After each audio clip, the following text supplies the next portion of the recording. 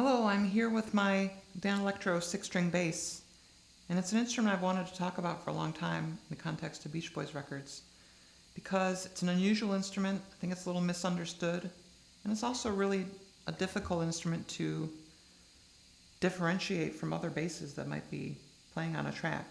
So I want to talk a little bit about that quandary that I find myself in as someone who tries to understand that and explain it to others.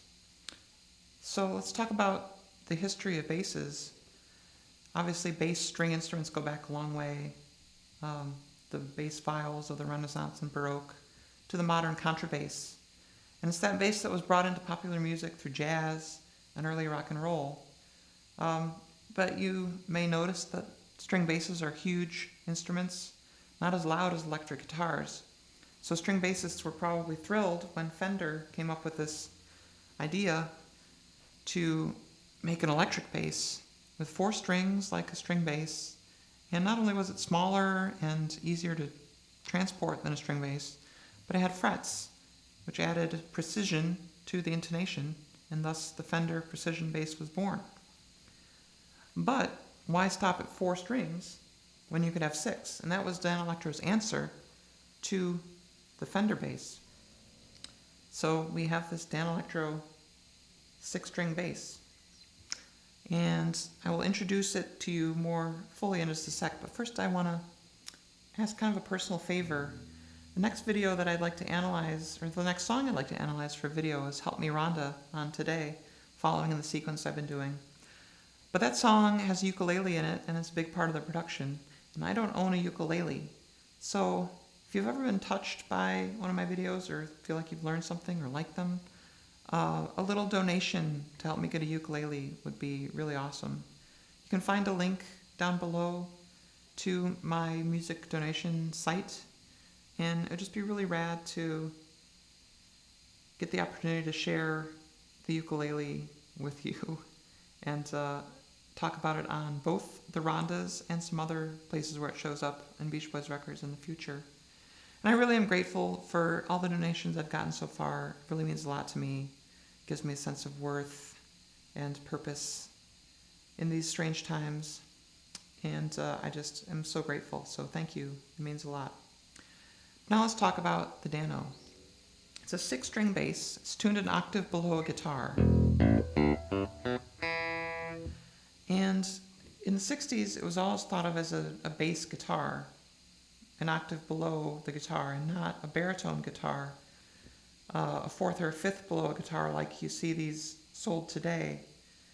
Multiple people, Glenn Campbell, Carol Kay, Duane Eddy even, Bill Pittman, and all the literature of the time point to a baritone instrument not really being the point of it. It was really considered a competitor to the Fender bass. And it didn't take long for them to figure out that it really didn't work as well as Fender bass. It's a smaller instrument. It's very light. It's made of, I think, masonite and pine. You can see it's just kind of a smaller, wimpier construction. You can see how much shorter the neck is. Maybe you can see. I'm gonna hurt myself. Anyway, it's about 4 inches longer, the scale length on a Fender bass than a Dano bass. So it leaves us with these kind of slappy strings. And in Nashville, they discovered this Tic Tac system that pretty much happened in LA simultaneously, where you could double a string bass by adding this bass with its thin sound, little palm muting.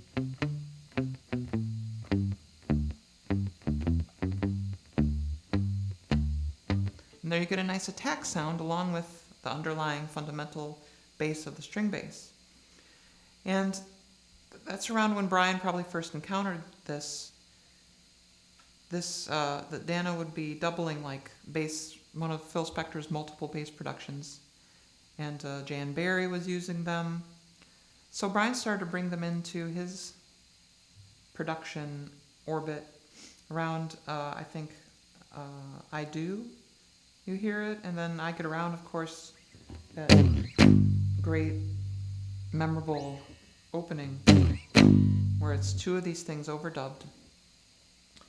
And then you start to see it more on Today and Summer Days, and Pet Sounds, and Smile. And we're just getting into the time period where it starts to show up a lot. So I wanted to talk about it before that happens, and hopefully will enhance the experience for you when it comes up in the other videos. So it's coming up real soon in the Today sequence with Dance Dance Dance. That great intro is a Dano bass.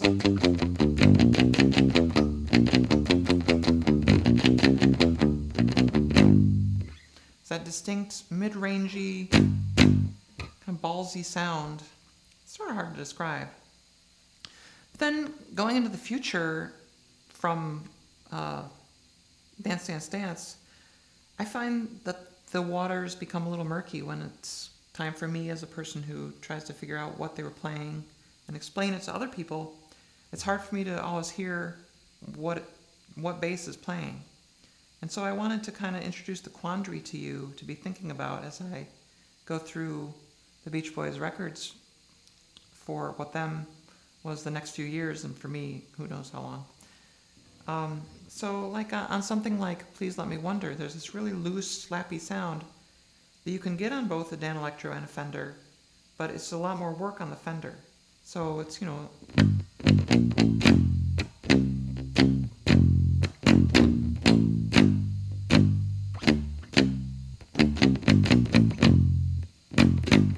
I have to work really hard at getting that sound with palm muting, really pushing the string in, and it's even more work to get that on a Fender. So I think that was Dano, and Carol's notes apparently say it was Dano, and the AF of M contract says guitar, which kind of makes me think that it's a Danelectro bass rather than a Fender. But then going into Summer Days, Let 'Em Run Wild is another example. Up here, it doesn't sound much like a Dano. It's a little too thin. It sounds more like a Fender. But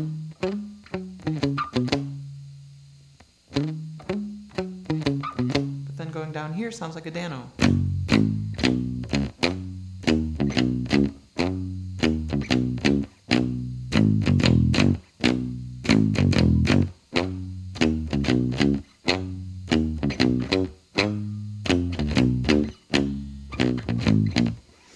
So it's hard to know exactly what was being played there, and I'm a person who likes to be sure about these things, and I really can't be. And that confusion continues into Pet Sounds because there's so much high bass stuff going on in Pet Sounds. Starts on Wouldn't It Be Nice with a fairly straightforward case, actually, and there I didn't think of that being a Dano record, but near the end of the session on the boot, you can hear somebody tuning. You can hear that it's a 6-string bass. And on that, it's mostly playing up higher.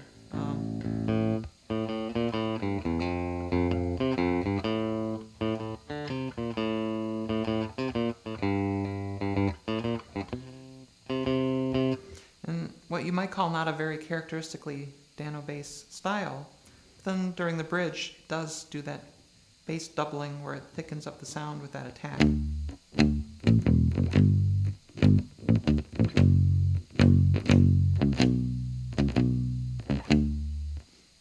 And it shows up on That's Not Me, for sure. But then all that other high bass work that Ray Pullman plays, is it Danelectro? Is it Fender? I think it's easy to come to our pet conclusions, pet sounds, pet conclusions, but it's very hard to differentiate a palm muted bass sound.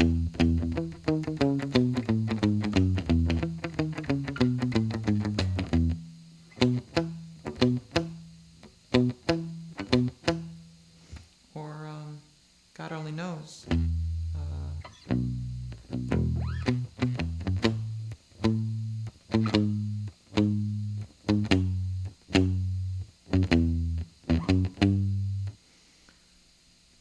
Today.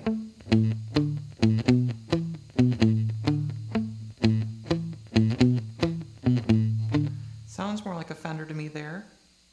Another one that really sounds like a Fender up high but not down low is I Just Wasn't Made for These Times. This doesn't sound This part doesn't sound like a Dano to me.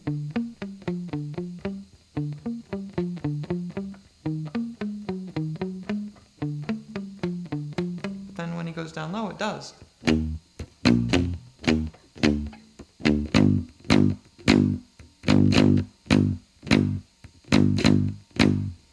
And that's especially amplified during what I guess you'd call the chorus part, where that note there should be an F, harmonically speaking, probably, although it's a weird thing harmonically anyway. But it almost sounds like it's somewhere in between an E and an F, like a microtone. I think that may be the best evidence that that's played on a Dano, because the intonation on those things would not be as good as on a Fender bass.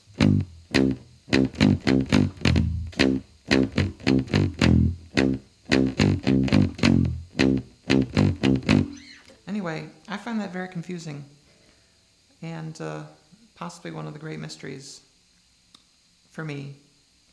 So the instrument shows up on Smile plenty. I'm not prepared to play excerpts from Smile because that's not really my musicological universe at the moment. But we'll get there. And the main purpose of this video really was just to introduce you to this instrument and know what it does and what alternative it is to a Fender bass.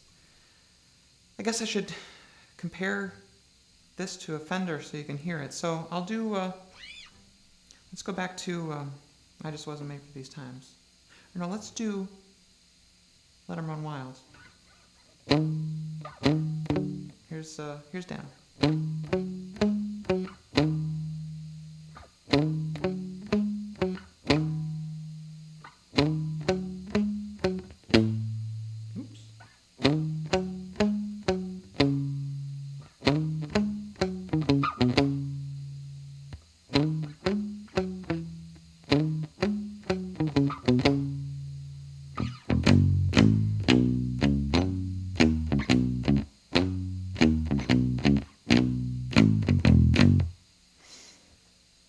See if I can switch without hurting myself or the cat who is sleeping behind me, Missy.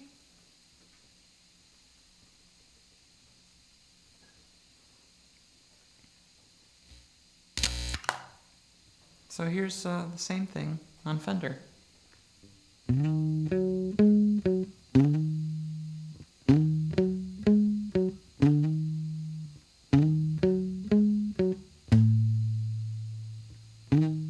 Keep missing that note. You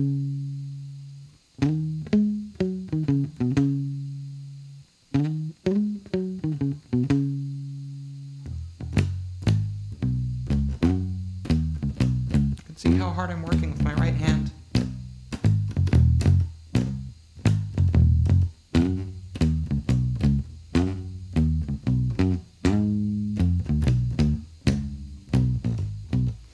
So it's a lot of work and doesn't quite sound the same to get that really dug in sound.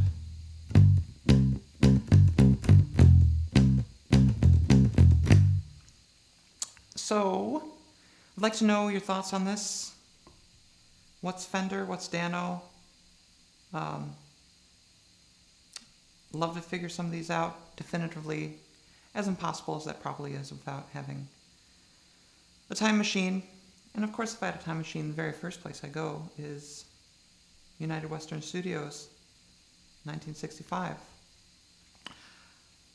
Well, look for Help Me Rhonda. Hopefully I'll get a uke soon and can do Help Me Rhonda, or Dance Dance Dance. One of the two. They may be out of order, which will be very difficult emotionally to deal with, as I like doing things in order. But we'll see, and thank you for watching. Gosh, I feel like there's something else I should say. I guess not. See you around. Bye-bye. Thank you.